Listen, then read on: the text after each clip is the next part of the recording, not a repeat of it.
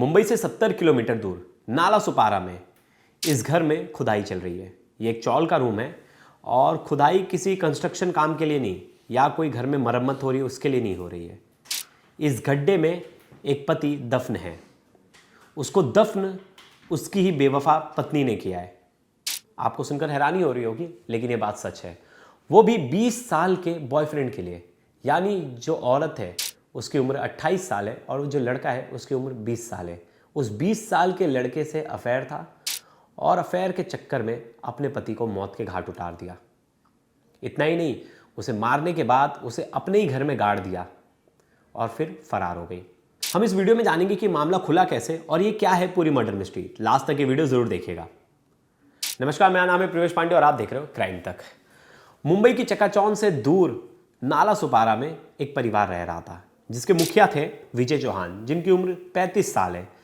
वो मजदूरी का काम करते थे और जिसी से अपना घर चला रहे थे।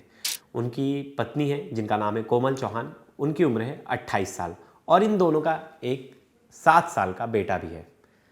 इन लोगों की 8 साल पहले शादी हुई थी। वैसे मूलतः ये रहने वाले यूपी के हैं, लेकिन काम धंधे के लिए ये लोग मुंबई आ गए और नाला सुपारा में एक रेंटेड रूम में रह रहे थे और वहीं अपना गुजर बसर कर रहे थे। अब सब कुछ ठीक चल रहा था। विजय के एक भाई हैं जिनका नाम है अखिलेश।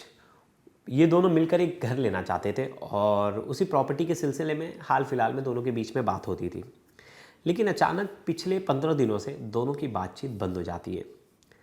अखिलेश बार बार फ़ोन लगाते तो उनका फ़ोन हर वक्त उनकी जो पत्नी है विजय की, वो कोमल उठाती। अखिलेश बाप परेशान हो गए और भाभी जो है वो हर बार बहाना दे देती थी कि भैया नहा रहे हैं, भैया कुछ काम कर रहे हैं, हम मार्केट आए हैं, उनका मोबाइल मैं लेके आ गई हूँ। ऐसे करते गए, लेकिन जो अखिलेश थे, देवर थे, तो अपनी भाभी की बात टाल नहीं सकते थे। तो अपनी भाभी की हर बातों पर विश्वास कर रहे थे कि ठीक है भाभी सही बोल रही होगी। लेकिन 1 दिन, 2 दिन, 3 दिन, 4 दिन, 5 दिन, ऐसे करके 6 दिन बीत गए, लेकिन भाभी ने भैया से बात नहीं कराई। अब अखिलेश को कहीं ना कहीं गड़बड़ी लगने लगी कि कुछ तो गड़बड़ है, मेरी भाभी ऐसे बार बार टाल क्यों रही है। पहले तो लगा कि बहुत बार होता है कि भाई भाई में भाभी नहीं चाहती बने, प्रॉपर्टी का मैटर है तो इसलिए भाभी चाहती होगी कि ये इसमें इन्वॉल्व ना हो प्रॉपर्टी खरीदने में। तो अखिलेश को लगा शायद ये चीज़ें होंगी, लेकिन अखिलेश को ये भी लगा कि भैया तो मुझे फ़ोन तो करते एक भी बार, अगर कॉल में देखते, कॉल हिस्ट्री में मेरा अगर नंबर गया है, मैंने उन्हें फ़ोन किया है। जब कई बार कॉल करने के बाद भी अखिलेश के भाई ने फ़ोन नहीं उठाया तो अखिलेश को गड़बड़ी नज़र आई। अखिलेश को लगा कि कुछ तो गड़बड़ है और मुझे घर जाना चाहिए और घर जाकर देखना चाहिए भैया कैसे हैं और भैया से बात करनी चाहिए। इस बीच अखिलेश सोचता है कि अब चलो घर जा ही रहा हूँ तो एक बार लास्ट बार भाभी और भैया को फ़ोन कर लेता हूँ। तो उसने वापस से अपनी भाभी को कॉल मिलाया। भाभी का नंबर स्विच ऑफ और भैया का भी नंबर स्विच ऑफ। अब अखिलेश को पूरी तरह से ये विश्वास हो गया था कि कुछ तो दाल में काला है, कुछ तो गड़बड़ है। अखिलेश बिना देरी किए तुरंत अपने भाई के घर पहुंचता है। जब वो घर पहुंचता है तो देखता है कि दरवाजे पर ताला लगा है और आस पड़ोस के लोग, किसी को भी भैया के बारे में कोई जानकारी नहीं। सबने कहा कि हमने 10-15 दिन से तुम्हारे भाई को तो देखा ही नहीं, हमने सिर्फ तुम्हारी भाभी को देखा है, कोमल को, वो अपने बच्चे को लेकर टहल रही थी, बाकी किसी को नहीं। और घर में कुछ काम भी हुआ था, देखिए उसी का जो रेत है वो बाहर फेंका हुआ है, मिट्टी। तो वो हैरान हो जाता है, बोलता है भैया ने किसी काम के बारे में बताया नहीं था, कौन सा ऐसा काम हो रहा था घर के अंदर। अब उसे और शक ज़्यादा पैदा हो जाता है तो वो बिना देरी किए पुलिस को फ़ोन करता है और पुलिस आ जाती है। पुलिस आती है तो पुलिस देखती है दरवाज़ा लॉक है। पुलिस बोलती है फ़ोन कर लो। वो बोलता है सर मैंने हर जगह फ़ोन कर लिया, कहीं कुछ भी पता नहीं चल रहा मेरे भाई के बारे में, आप प्लीज़ दरवाज़ा तोड़ करके घर में देखिए, घर में तो कुछ तो नहीं हो गया गड़बड़ी। उन्हें लग रहा था सुसाइड वगैरह तो नहीं कर लिए। तो दरवाज़ा तोड़ा तो घर में सब कुछ नॉर्मल था, कुछ ऐसी चीज़ें नहीं लग रही थी जिससे कि घर में कुछ अनहोनी हुई है। लेकिन घर में एक चीज़ ऐसी थी जिसे देखकर ये अनुमान लगाया जा सकता था कि वहाँ कुछ तो गड़बड़ है। वो थी घर की 4 टाइल्स। क्योंकि घर में जो पूरे टाइल्स लगे थे वो सब एक रंग के थे, लेकिन जो 4 टाइल्स थे वो अलग रंग के थे। और क्योंकि अखिलेश घर पे आता जाता था तो उसने तो देखा था कि ऐसा कोई काम पहले हुआ नहीं था, तो उसने बोला कि घर में सब सही था, तो ये 4 टाइल्स चेंज करने की क्या ज़रूरत पड़ गई थी और वो अभी क्यों किया गया। और इसके बारे में भैया ने तो मुझे कुछ भी नहीं बताया, नहीं तो भैया एक छोटी मोटी चीज़ें भी बताते हैं। तो वो कहता है पुलिस वाले से कि सर ये टाइल्स में मुझे कुछ लग रहा है कुछ गड़बड़ी है और घर के बाहर मिट्टी भी फेंकी गई है, तो मिट्टी क्यों निकाली गई अंदर से और ये टाइल्स क्यों लगाया गया, मुझे कुछ तो सस्पिशियस लग रहा है, कुछ तो गड़बड़ लग रहा है। पुलिस भी बोलती हाँ तुम्हारी बातों में दम तो लग रहा है, हमें भी गड़बड़ लग रहा है। पुलिस बुलाती है 4 मज़दूरों को, 2 मज़दूर उस गड्ढा करते और गड्ढा करते तो देखते अंदर एक लाश है। पुलिस लाश देखती है, हैरान हो जाती है। पहले तो समझ नहीं आता, बाद में जब पूरी लाश को निकाला जाता है तो पता चलता है ये लाश विजय चौहान की है, अखिलेश के भाई की। अखिलेश बॉडी को पहचान लेता है तुरंत और वो डेड बॉडी को पोस्टमार्टम हाउस भेज दिया जाता है। इस बीच अखिलेश का पूरा शक होता है उसकी भाभी पर कि उसकी भाभी ने भैया की हत्या की और उसे डेड बॉडी को दफनाकर भाग गई है।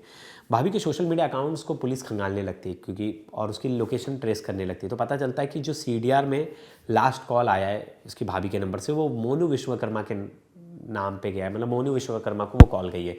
और वो 20 साल का एक लड़का है, आसपास ही सेल्स का काम कर रहा था। अब पुलिस को शक आता है, पुलिस इसके सोशल मीडिया का प्रोफाइल खंगालती है तो पता चलता है दोनों में बातचीत थी और काफ़ी लंबी लंबी बातचीत होती थी।